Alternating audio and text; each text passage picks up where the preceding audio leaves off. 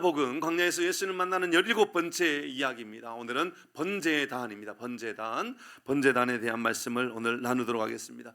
저는 지난 금요일 날 기도원에 다녀왔어요. 목요일 날 가려고 했었는데 목요일 날 좀 일정이 있어서 금요일 날 가게 되었습니다. 금요일 날 기도원에 갔고, 물론 그 저녁에 눈이 많이 온 것도 있었지만 제 마음에 이런 마음이 들었습니다. 한국 교회의 아쉬움은 정치적인 부재가 아니라, 복지의 부재가 아니라, 교육의 부재가 아니라, 문화의 부재가 아니라 한국 교회의 기도의 부재가 아닌가라는 생각을 좀 많이 하게 되는 그런 시간들이었습니다.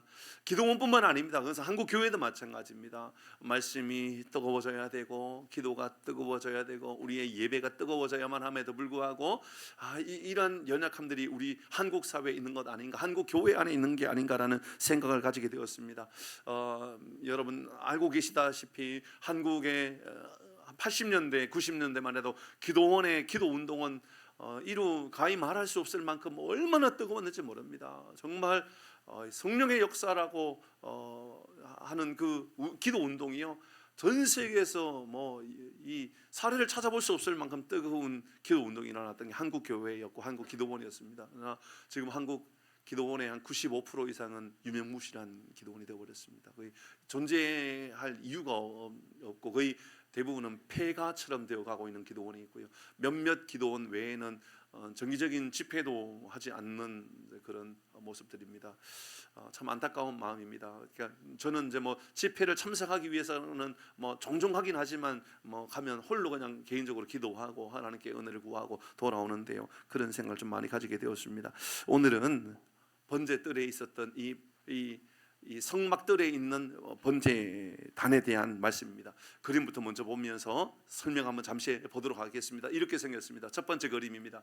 모양은 원래는 이거보다 조금 더 좀 좁습니다. 근데 이제 화면상 이렇게 좀 옆으로 퍼져 있지만 좀 좁다라는 것을 감안하고 보셔야만 됩니다. 큰 이렇게 이제 성막이 있고요, 들어가자마자 문 아래 동쪽입니다. 제일 밑에가 동쪽으로 통해서 들어갑니다. 에덴 동산에 그 아담과 하와가 쫓겨나서 동쪽으로 갔다 그런 이야기가 있는데 그런 이야기가 여기에서도 표현된다 이런 이야기가 있습니다. 실제로는. 그래서 들어가는 문은 동쪽에 있다. 동쪽에 들어가자마자 번제단이 있고요, 번제단 다음에 물두멍이 있습니다. 물두멍에서는 씻는 곳이겠죠, 손발을 씻는 곳이겠죠, 깨끗하게 하는 곳입니다. 오늘은 번제단, 제일 먼저 들어가자마자 하는 짐승을 태우는 곳 번제단입니다. 들어가자마자 번제단이 있고요, 그 다음에 물두멍이 있습니다. 그리고 조금 더 앞으로 들어가면 이제 성소가 있고 지성소가 있어요. 성소 안에는, 성소에 들어가자마자 캄캄한 성소 안에는 들어가자마자 오른쪽에는 진설병이라고 하는 떡상이 있다 그랬어요. 떡을 올려놓고, 떡 올려놓는 맞은편에 등잔대가 있었죠. 등잔대, 유일하게 빛은 그 등잔대를 통하여 빛이 빛난다 그랬습니다. 그리고 조금 더 앞에 가면 향단이죠. 그러니까는 그 앞부분은 분향단이라고 이제 이 연기를 태워서 하나님께 올려드리는, 의미적으로 보면 기도를 의미합니다. 기도를 의미하는 것. 그리고 그 휘장이 있고, 휘장 안에는 법궤가 있고, 언약궤라고 하는 법궤가 있고, 이제 이런 모양입니다. 다음 주에는 그러면 이제 오늘 우리가 이제 지성소부터 했고요, 그리고 다시 성소에 내려왔다가 지금 마당에 와 있거든요. 마당에 와 있는 겁니다. 마당에 번제단을 오늘 하고 다음 주에는 씻는 물두멍 이야기할 겁니다. 어떻게 물두멍 이야기할 것인가고요. 그리고 1월달, 원래 1월달부터 이제 말씀의 초보, 그러니까 기초의 말씀부터 좀 전하려고 했었는데 1월달에 아마도 이 성막의 일부분은 조금 더 하고 가야 될 수도 있을 것 같은데요. 제일 먼저 1월 첫째 주에 하게 되는 것은 분향단입니다. 기도 분향단. 분향단은 얼마나 중요한지 모릅니다. 그러니까 그거를 통하여, 분향단을 통하여 하나님께 나아가는 그런 의미입니다. 기도의 시간들, 이런 의미입니다. 여기에서 이제 해야 되는 게 있다 그러면 이제 이 뭘로 만들어졌느냐 이런 이야기들, 제사장은 어떤 옷을 입고 있었느냐 이런 이야기들도 1월달에 좀 해야 되기 때문에 1월달 저는 하고 갈 겁니다. 자, 이 모양이 광야에서 이렇게 세워졌습니다. 두 번째 사진을 보면 좀 구체적으로 모양은 이렇습니다. 이해가 되시죠? 동쪽 방향으로 50규빗, 그러니까는 폭이 50규빗이면 대략 25m가 되겠죠, 그죠? 5, 25, 대략 25m가 됩니다. 길이가 얼마나 되죠? 100규빗이니까 50m가 됩니다. 굉장히 크죠. 그러니까는 뜰 자체는 굉장히, 그러니까 마당 자체는 굉장히 넓은 것이라고 볼 수가 있습니다. 그 안에 있는 지성소와 성소는 그렇게 넓지 않다 그랬습니다. 작다 그랬습니다. 그러니까 폭과 길이가 5m, 10m 정도 된다라고 말씀드렸습니다. 이런 모양이다. 한 규빗이 한 45cm에서 55cm 사이, 일반적으로 그래서 평균으로 볼 때는 한 50cm다라고 볼 수가 있다 그 말입니다. 이런 모양입니다. 설명은 이미 내용에 대한 설명은 다 드렸습니다. 그런데 이제 다시 보아야 될 게 오늘 본문의 말씀 번제단에 대한 설명을 읽었습니다. 읽었지만 읽으면서 어떤 분들은 이해력이 빨라가지고 읽으면서 이런 그림이구나 바로 이해하는 분 있지만 읽었지만 이게 뭐야 이게 또 못 알아듣는 단어만 나오네 이렇게 하는 분들도 있을 수 있을 것 같습니다. 1분짜리 영상인데요 참 기가 막힌 것을 찾았습니다. 1분짜리 영상입니다. 성우가 목소리가 너무 좋은데 아마 제가 알기로는 그분이 아닌가라고 하는 아주 유명한 분인데요 1분이면 오늘 이 번제단을 바로 설명합니다. 설명이 아닙니다. 오늘 본문 1절에서 8절까지 읽어주는데요 영상 한번 볼까요? 이렇게 생겼습니다. 한번 보겠습니다. 너는 조각목으로 길이가 5규빗, 너비가 5규빗의 제단을 만들되 네모 반듯하게 하며 높이는 3규빗으로 하고 그 네 모퉁이 위에 뿔을 만들되 그 뿔이 그것에 이어지게 하고 그 제단을 노수로 쌓고 재를 담는 통과 부삭과 대야와 고기 갈고리와 불 옮기는 그릇을 만들되 제단의 그릇을 다 노수로 만들지며 제단을 위하여 노수로 그물을 만들고 그 위 네 모퉁이에 놋구리 넷을 만들고 그물은 제단 주위 가장자리 아래 곧 제단 절반에 오르게 할지며 또 그 제단을 위하여 채를 만들되 조각목으로 만들고 노수로 쌓을지며 제단 양쪽 고리에 그 채를 꿰어 제단을 매게 할지며 제단은 널판으로 속이 비게 만들되 산에서 내게 보인 대로 그들이 만들게 하라. 훨씬 이해가 쉽죠? 제가 5분 10분 동안 설명하는 것보다 1분이면 이건 이런 거구나 바로 이해할 수 있는 겁니다. 몇 가지 특징이 있습니다. 특징 이야기를 하려고 합니다. 첫 번째는 이 번제단에는 반드시 있어야 되는 것이 몇 가지 있는데 첫 번째는 바로 불이죠. 불입니다. 이 불은 등잔대의 불처럼 꺼지지 않는 불이어야 된다고 이야기합니다. 항상 붙어 있어야 된다고 그랬습니다. 레위기 6장 12절의 말씀에 보면 이 번제단에 대해서 이렇게 설명합니다. 제단이라고 말하죠. 12절입니다. 같이 읽어봅니다. 시작. 제단의 불은 항상 피워 꺼지지 않게 할지니 됐습니다. 항상 피워 꺼지지 않도록 해라. 이 불을 꺼지면 안 된다. 13절입니다. 다시 13절도 있습니다. 시작. 불은 끊임이 없이 제단 위에 피워 꺼지지 않게 할지니라. 항상 꺼지면 안 된다고 이야기합니다. 번제단의 생명은 불에 있습니다. 불이 꺼지면 안 됩니다. 성경은 이 번제단에 대하여 여러 모습으로 보여줍니다. 제단에 대하여 말씀을 보면 불이 꺼지면 안 된다라고 등잔대에도 불도 꺼지면 안 된다고 이야기합니다. 이 내용을 구체적인 설명은 이따가 다시 할 겁니다. 두 번째는 피입니다. 피를 뿌리거나 발라야만 하는데 많은 역사학자들, 이 성경학자들은 아마도 하루에 최소한 300마리에서 많게는 2000마리의 짐승을 여기 위해서 들여 태웠을 것이다. 벌려서 태웠을 것이다 라고 일반적으로 봅니다. 얘는 하루에 1000마리, 2000마리, 최소한 300마리를 들인다고 생각해 보십시오. 여러분 그 주변에는 피바다가 될 겁니다. 그러니까 항상 비린내가 날 것이고 피비린내가 날 것이고 항상 쾌쾌한 냄새가 나는 곳이 바로 이 성막의 뜰일 거라는 것이죠. 이곳에서는요 그렇게 들리는 거예요. 쾌쾌한 냄새 그리고 이 피비린내가 나는 그것을 하나님께서 향기를 오는 제물로 받는다라고 이야기합니다. 이해가 되지 않죠? 이것도 이따가 이야기할 수 있을 것 같습니다. 짐승은 그렇게 들어집니다. 교회도 예수의 피로 존재하는 거죠. 교회의 존재는 조직이 아니라 건물이 아니라 교회는 예수의 피입니다. 예수님이 계시면 교회가 존재하는 겁니다. 예수님 계시지 않다면 아무리 화려한 교회도 교회가 될 수가 없는 겁니다. 아무리 잘 맞춰진 조직이라 할지라도요, 아무리 큰 건물을 가지고 있다 할지라도요, 예수님이 주인이 하면 교회가 아닌 겁니다. 예수님이 계셔야 교회인 것이죠. 세 번째는 뿔입니다. 뿔이 있어야 된다라고 이야기했습니다. 4개 각 모퉁이에다가 뿔이 있었죠. 이 길이에 대해서 5규빗이라고 했었잖아요.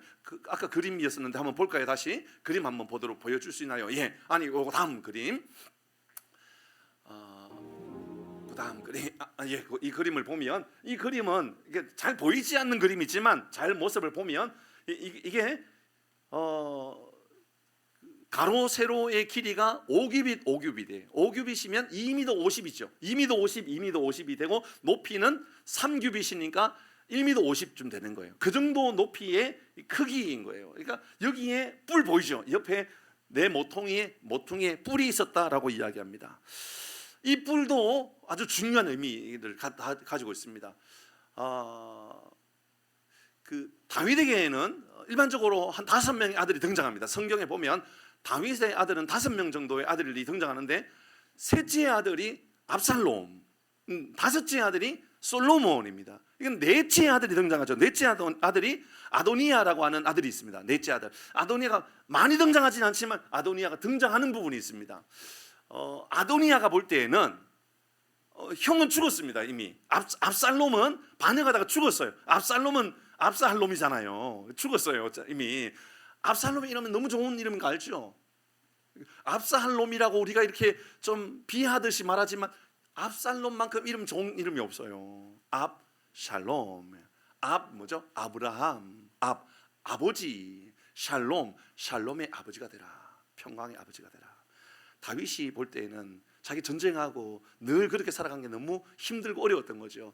너 내 아들 압살롬아, 너는 싸우지 마라. 너는 피 흘리지 마라. 그래서 압샬롬이라고 지었어요. 근데 압살롬이 된 거예요. 얼마나 참 답답한 인간인지 몰라요. 근데 그 이후에 그 아도니아가 보니까 동생이 왕권, 그러니까 솔로몬이 왕권을 이어갈 것 같거든요. 솔로몬이. 그러니까는 아도니아가 안 되겠거든요. 이건 내가 역모를 꾸미든지 내가 이 사람들을 모아서라도 내가 그 자리를 차지해야 되겠거든요. 그러다가 세상에 솔로몬이 왕이 돼버려요. 솔로몬이 왕이 되고 나서 이거 어떻게 해요? 역모를 꾸민 게 들통난 거예요. 알게 된 거예요. 여러분, 역모를 꾸미다가 잡히면 어떻게 될까요? 어떻게 돼요? 몰라요? 처형이죠. 처형이 아니고요. 죽게 되는 거예요. 끝장나는 거예요. 그냥 바로 사형이에요. 죽게 돼요. 그래서 아도니아가 했던 방법이 뭐냐? 볼까요? 기가 막힌 이야기가 나옵니다. 열왕기상 1장 50절입니다. 보십시오. 아도니아가 이렇게 합니다. 열왕기상 1장 50절 시작. 아도니아도 솔로몬을 두려워하여 일어나 가서 뭘 붙잡았다고요? 제단의 뿔을 붙잡았다고요. 오늘 본문에 말씀 나오는 거 그게 제단이거든요. 제단의 뿔을 붙잡은 거예요. 뭐냐면 이거 붙잡으면 나 못 죽인다예요. 이거 붙잡으면 나는 산다. 그렇게 생각한 거예요. 맞아요. 뿔은요, 힘을 의미하기도 하고 생명을 의미하기도 해요. 예를 들어 볼까요? 짐승들 가운데 뿔이 있는 짐승은 유일하게 자기를 방어하고 공격할 수 있는 방법이 그 뿔밖에 없는 거예요. 그러니까 이 뿔 가지고 공격하고 이 뿔 가지고 나를 살리는 거예요. 그러니까 뿔이라고 하는 것은 생명을 의미하고 뿔이라고 하는 것은 나의 능력을 의미하기도 하는 거예요. 그러니까 이 뿔을 붙잡아야 되겠다. 이 뿔로 내가 살아나야 되겠다. 아도니아가 그랬어요. 그리고 51절입니다. 다시 읽어봅니다. 51절 시작. 어떤 사람이 솔로몬에게 말하여 이르되 아도니아가 솔로몬 왕을 두려워하여 지금 제단 뿔을 잡고 말하기를 됐습니다. 여러분, 계속해서 반복해서 제단 뿔을 잡았다라고 말하는 것은 나는 이제 안 죽겠다, 나는 살겠다, 그런 마음을 가지고 있었던 거예요. 물론 이후에 그 다음 장대에서 아도니아가 죽긴 해요. 그러나 그런 의미가 아니라 여러분, 뿔을 잡는다는 것은 나는 산다, 나는 영원한 생명이 여기 안에 있다, 그런 의미가 되죠. 이게 이따가 이제 적용하면서 말씀 나누지만 이게 예수의 뿔, 예수도 바로 구원의 뿔이 되고 생명의 뿔이 된다라는 말이 바로 이런 의미가 되는 겁니다. 다윗도 자기 선대 왕이었던 사울 때문에 고통을 당하고 생명을 잃었을 때에, 생명을 잃을 뻔했을 때에 그가 했던 말도 유사한 말입니다. 시편 18편 2절 말씀을 보니까 이렇게 말합니다. 시작. 여호와는 나의 반석이시요 나의 요새시요 나를 건지시는 이시요 나의 하나님이시요 내가 그 안에 피할 나의 바위시요 나의 방패시요 나의 구원의 뿔이시다. 그 뿔이라고 하는 것은 바로 나의 생명이 바로 하나님이시다. 나를 구원해 주시는 말이, 나의 능력이 되시는 분이 하나님이다 라고 이야기한 것이죠. 자, 또 한 가지, 이거 지금 조각목으로 이 곽을 짠 거예요. 그죠? 그러니까 2m 50 높이는 1m 50짜리 큰 나무로 짠 거예요. 근데 그게 중간에 뭘 피워요? 불을 피워야 된단 말이에요. 불을 피우는데 나무를 만들면 나무 다 타버리잖아요. 근데 이거 뭐로 쌌죠? 녹스로 싼 거예요. 녹. 근데 대부분 이게 이 물동이도 이제 이 녹의 이야기가 나오지만 여러분 대부분은 뭘로 쌌죠? 황금, 순금으로 쌌단 말입니다. 순금으로 쌌는데 이건 녹으로 쌌단 말이에요. 왜 녹스로 싸라고 했었을까? 먼저는 아마도 녹시 이 금보다 녹는 온도차가 좀 더 높지 않는가 그렇게 보여집니다. 그래서 아마 이 녹스를 만들어 가지고 만들었다고 하는 것은 짐승을 하루 종일 태워도 괜찮을 수 있도록 하기 위해, 불을 끄지지 않고 계속해서 하기 위해서 한 것이다라는 견해는 첫 번째 견해이고, 두 번째는 또 한 가지 더 있는데, 이 녹시 우리에게 주는 의미가 뭐냐예요. 이게 뭐냐예요. 이 녹이라고 하는 게 성경에 가장 대표적으로 나타나는 곳이 있죠. 언제죠?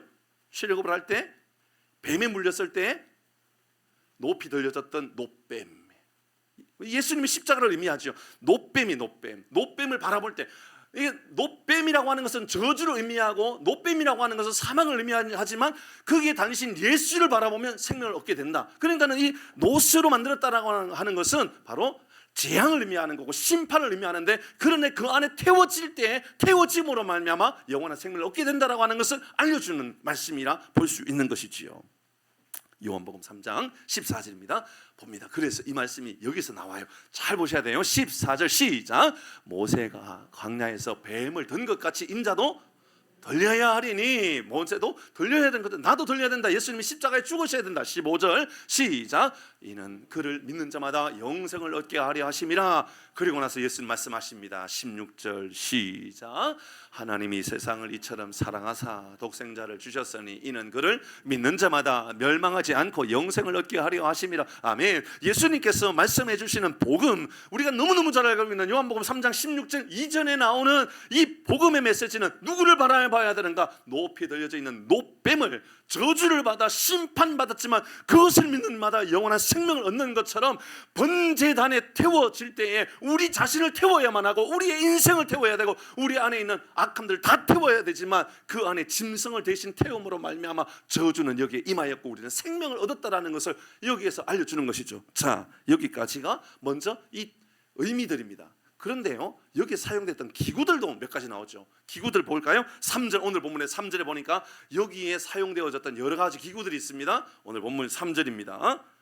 그 다음 띄워주시죠. 시작. 됐습니다. 뭘 먼저? 재를 담는 통. 재를 담는 통이 필요한 겁니다.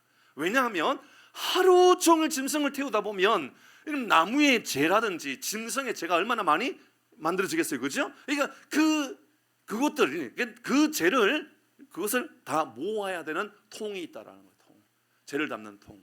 어떤 분은 이것을 이렇게 해석했더라고요. 교회 안에 이런 사람들이 있다. 교회 안에 어렵고 힘들고 상처 있고 악하고 추하고 이런 모든 것들을 담아가지고 처리해 주는 사람이 있다. 너무너무 좋은 사람인 것 같아요. 죄를 처리해 줄 수 있는 사람.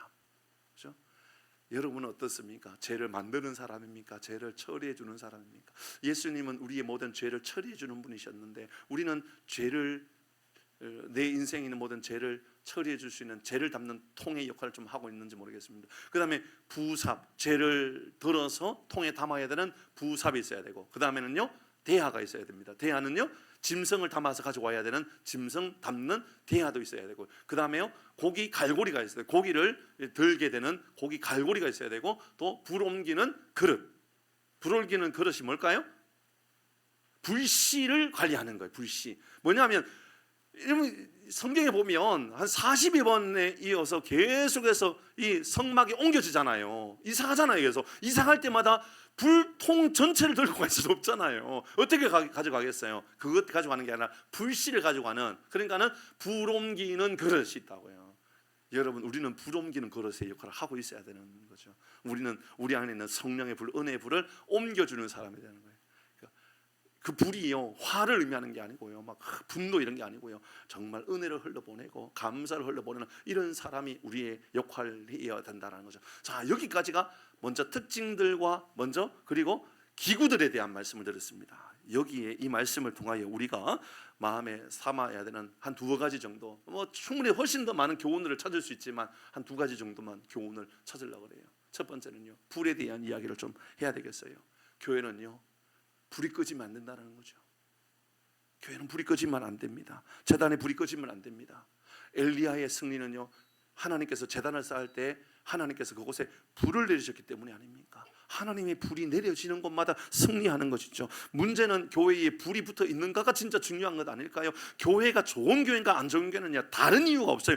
뜨겁고 은혜롭고 하나님의 은혜의 불, 성령의 불, 기도의 불이 꺼지지 않는다면, 말씀의 은혜의 불이 꺼지지 않는다면 이러면 살아있는 거예요. 그 꺼졌다면요, 내가 하나님 앞에 잘못이 있는 거예요. 그거 회개하고 하나님께 돌아서야 되는 거예요. 어떤 상황 속에서도요, 불씨를 들고 다니면서라도요, 불은 붙이고 살아야 된다는 거예요. 모세가 장막에서 불을 꺼지지 않도록 하나님께서 말씀하셨던 것처럼 솔로몬이 성전을 짓고 나서도요, 불씨를 꺼지지 않도록 불을 붙여놓았단 말입니다.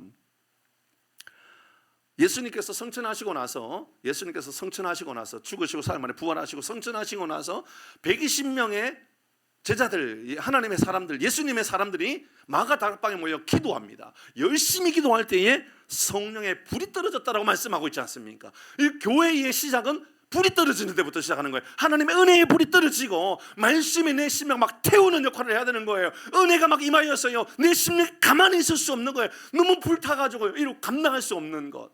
아무리 차가운 냉수를 마셔도 꺼지지 않을 정도로 뜨거운 불이 우리 안에 타고 있느냐, 이게 제일 중요하다라는 것이지요. 여러분의 마음은 지금 불타고 있습니까? 은혜로 불타고 있습니까? 믿음으로 불타고 있고 기도로 불타고 있습니까? 무엇으로 불타고 있습니까? 이러면 제단에는 절대로 불이 꺼지면 안 된다고 이야기했죠.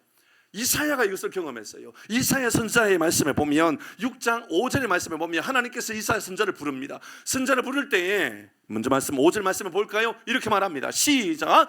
그때에 내가 말하되 화로다 나여 망하게 되었도다. 자, 잠깐만요. 같이 읽어야 돼요. 여러분 읽어주셔야 돼요. 화로다 나여 망하게 되었도다. 이사야 선지자가 하는 말이에요. 내가 망하게 되었다. 뭐 때문에 망하냐 말이에요. 왜 망했냐고요.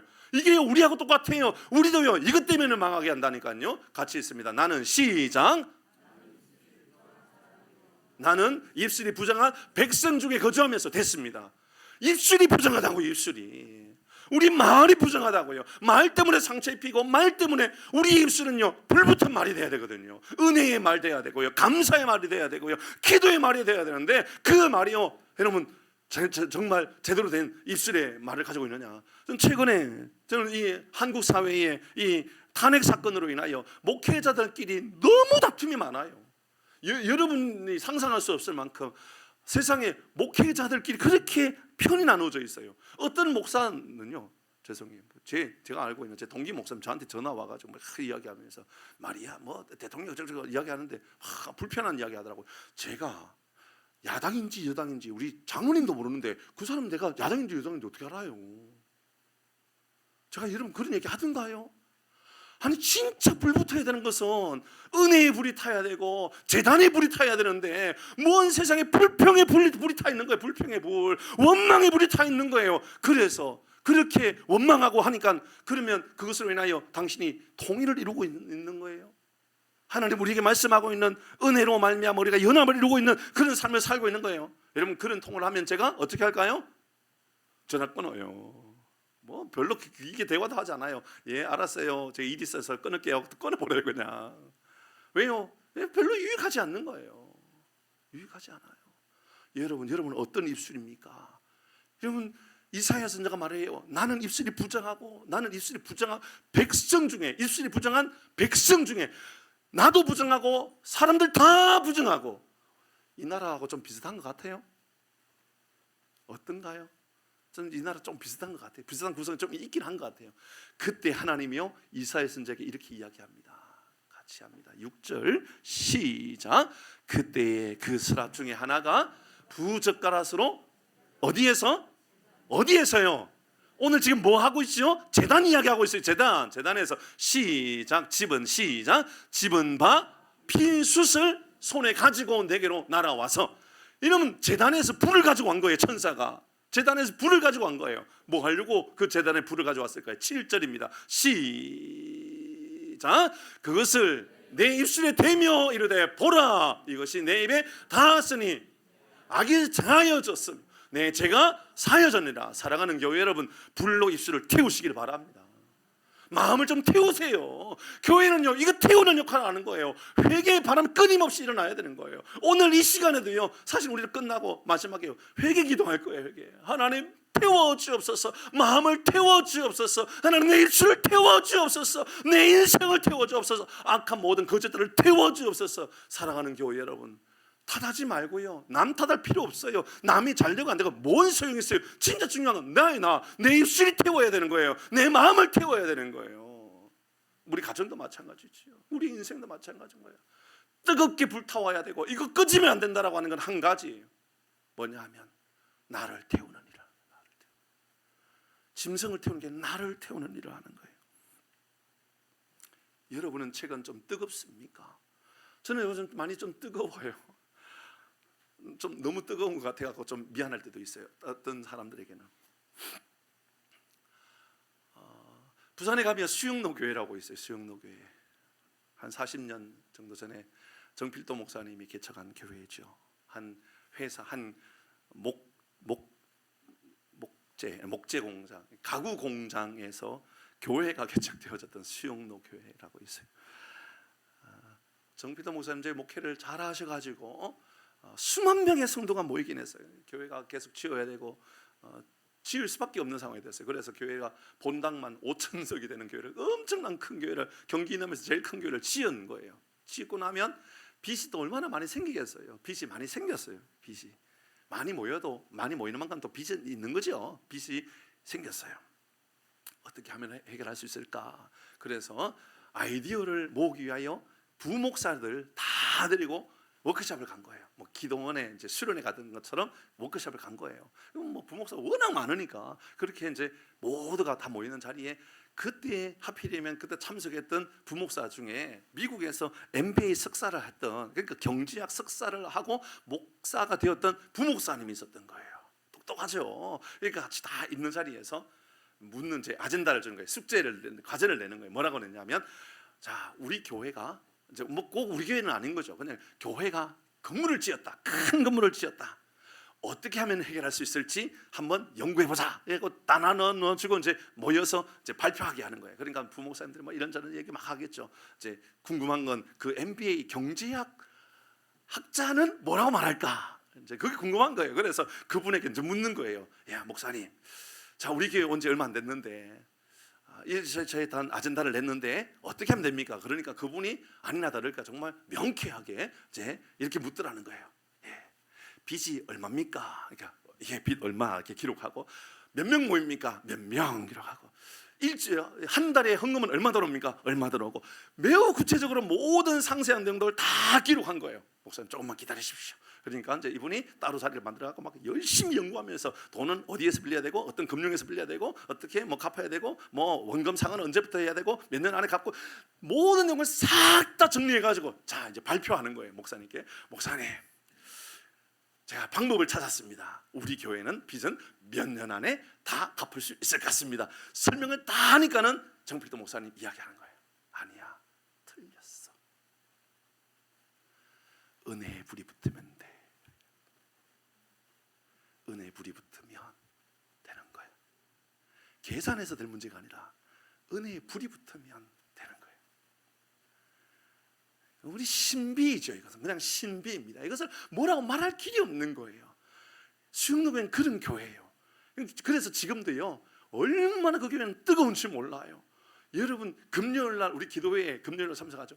그 교회 금요일날 가장 많이 모이는 날이 금요 기도회예요. 얼마나 많이 모이느냐 하면요, 실제로 전국에 하다못해 저 목포에서도 서울에서도요 탐방을 와요. 금요 기도회 때. 왜 오느냐면 저녁에 한 8시 9시 되면요, 미취학 어린아이들도 금요 기도회를 해요. 자기네끼리. 중고등부들도 기도회 하고요, 유초등부도 기도회 하고요, 청년들도 기도회 하고, 그리고 또 같이 연합 기도회 또 따로 해요. 같이 모여서 기도회를 해요.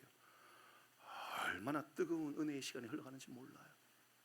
기도의 불이 꺼지지 않는 그 교회가 그 땅에 어떻게 세워졌느냐 하면, 예전에 기도하러 갈 곳이 없어가지고, 산에 갈 데가 없어가지고 그냥 그 매립 지역에 와가지고 기도했던 그 땅에 하나님께서 교회를 세우신 거예요. 여러분, 기도하고 지나갔던 곳을 하나님께서 교회를 세우셨다는 거예요. 결국은 세우신 거예요. 그것을 기도의 불이 끊어지지 않았던, 기도의 불이 끊어지지 않았던 그곳에 교회를 하나님께서 세우신 거죠.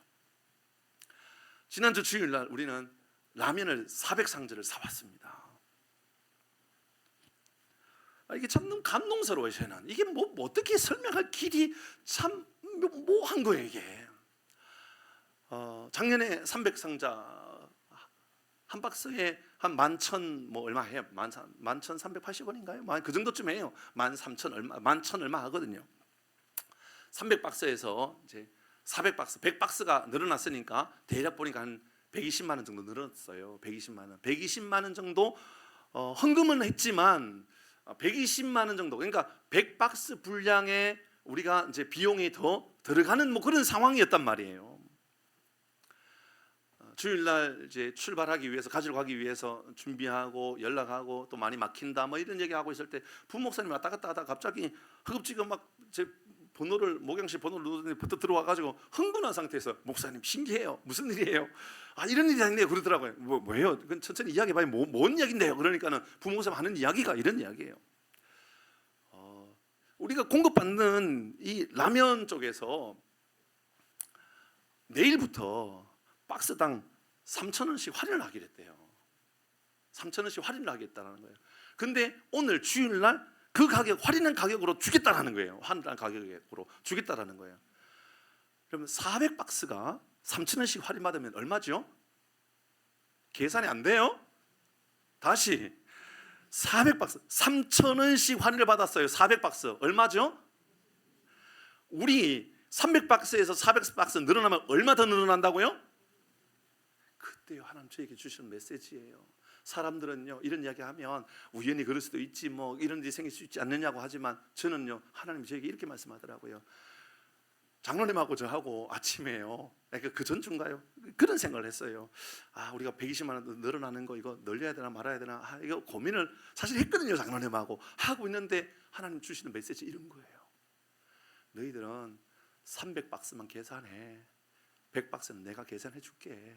뭘 그런 걸 고민하냐? 내가 주면 주는 거지. 저는 이게요 은혜의 불이 꺼지지 않는 교회의 모습이라고 생각합니다. 하나님께서 채우시겠다라고, 하나님께서 일하시겠다고. 사랑하는 교회 여러분, 은혜의 불이 여러분의 심령에, 여러분의 삶에 꺼지지 않도록 하시길 바랍니다. 꺼지지 않아야 돼요. 불이 꺼지면 끝난 거예요. 불이 꺼지면 교회가 아닌 거예요. 불이 꺼지면 여러분 교회 역할을 못하는 거예요.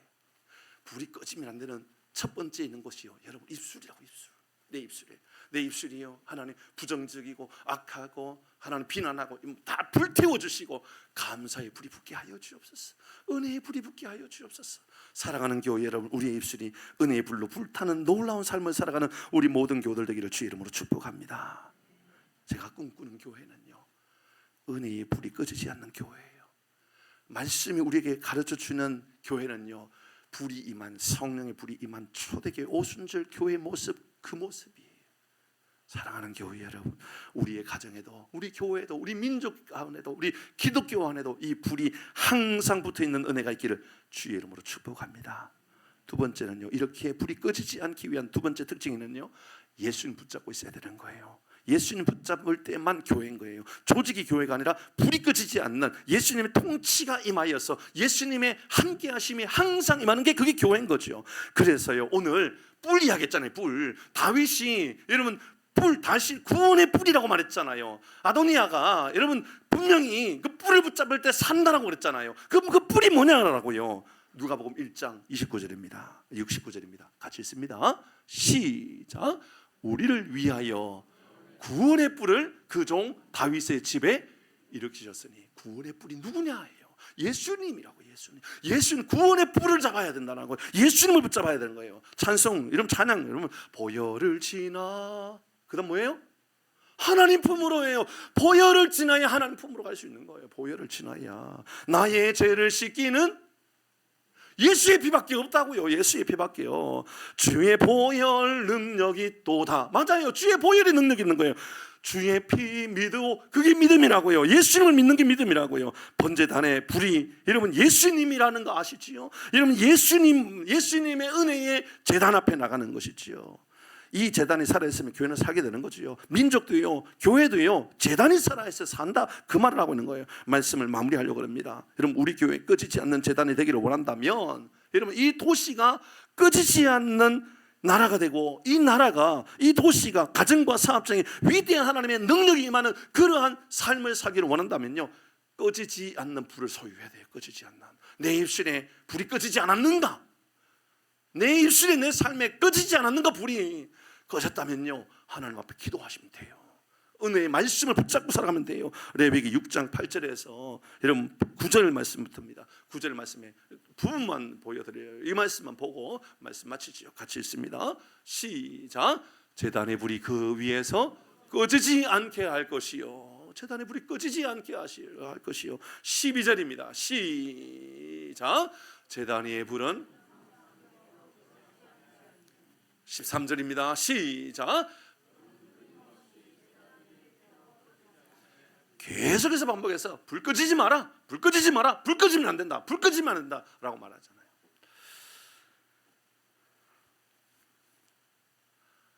하남에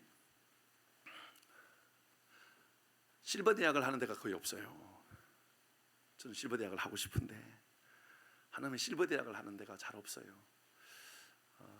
하남에 실버 대학을 제일 크게 하는 데가 있는데요, 하남 실버 대학이에요. 하남 실버 대학 130명이 모여요. 130명. 하남 실버 대학 130명 모여요. 어디에 사는 걸까요? 예? 하남 교회예요? 어제 말씀 드렸나요 모르겠는데 하남 교회 실버 대학 한 60명밖에 안 해요. 저 부산 양산에 있을 때 우리 교회 실버 대학 제가 맡고 섬길 때 실버 대학 400명 모였거든요. 400명. 여행 가면 600명, 700명 모였어요. 버스 막 20대씩 출발하고 막 그랬거든요. 저는 하남에 멋진 실버 대학 하고 싶어요. 다음 세대도 중요하지만 기성 세대도 얼마나 중요한데요. 마지막 떠나기 전에 복음을 듣고 떠나게 할 수 있도록 하는 얼마나 중요한데요. 하고 싶어요. 근데요, 하남 실버 대학을 운영하는 것이 하남 교회가 아니에요. 다른 우리가 알고 있는 저 큰 교회들도 실버 대학 아무도 안 해요. 근데 우리 교회 하고 싶어요. 할 수 있는 상황도 하나님께서 좀 만들어 주셨으면 좋겠어요. 근데요, 이 하남 실버 대학이요, 제가 가슴을 치고 제 마음 안에 통회하게끔 만들었어요. 왜냐하면 하남 실버 대학을 운영하는 곳이요, 코이 인성 교육원이라는 곳이에요. 코이 인성 교육원. 여기서 해요. 코이 인성 교육원은요, 구원파 재단이에요. 제가 눈물이 나요. 막 마음이 아파요. 우리 교회에 불이 붙고 우리 교회가 은혜가 충만하다면 모든 세대를 살려야 된다라고 하는 그런 마음이 있기 때문에 하나님 은혜를 주셔서 하나님 하남에 있는 모든 세대들을 살리는 교회, 불이 꺼지지 않는 교회가 되게 하여 주옵소서. 사랑하는 교회 여러분, 이런 교회 우리 모두가 소망하고 하나님께서 세워주시기를 바라는 이런 마음을 우리 모두가 가질 수 있기를 주의 이름으로 축복합니다. 아멘. 찬양할까요? 여러분,